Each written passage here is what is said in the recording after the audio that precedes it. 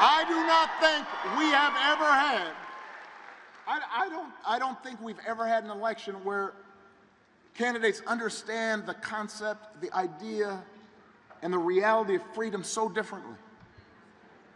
Because for Donald Trump and his cronies, freedom basically means getting away with stuff. It means, well, you know, if I want to bust a union, I can get away with that. And no, do not move. Vote. But his attitude is, well, that's freedom. I want to pollute this close by river because it'll save me some bucks. I won't have to. I can go ahead and do that. So to them, freedom is letting powerful people do whatever the heck they want with no consequences. It's like he said in the middle of the pandemic, when people were dying, hospitals were overrun. Donald Trump actually uttered the words, "I do not take any responsibility at all."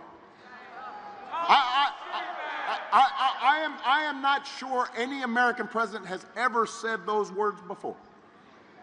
But that's his idea of freedom.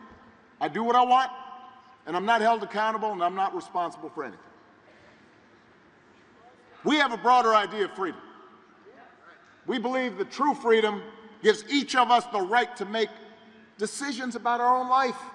And it requires us to recognize that other people have the freedom to make different choices. And that's true even on the most contentious issues. I have always said there are good people of conscience on both sides of the abortion divide. I respect those whose faith tell them that this isn't something they support. But if we believe in freedom, then we should at least agree that such a deeply personal decision should be made by the woman whose body is involved and not by politicians. And most Americans believe that as well. Most Americans believe that as well, which is why it's been fascinating watching Donald Trump just tie himself into a pretzel on this issue.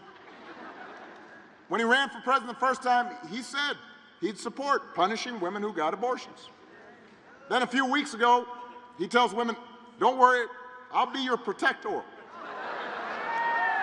You heard Tim talk about how Donald Trump actually protected you.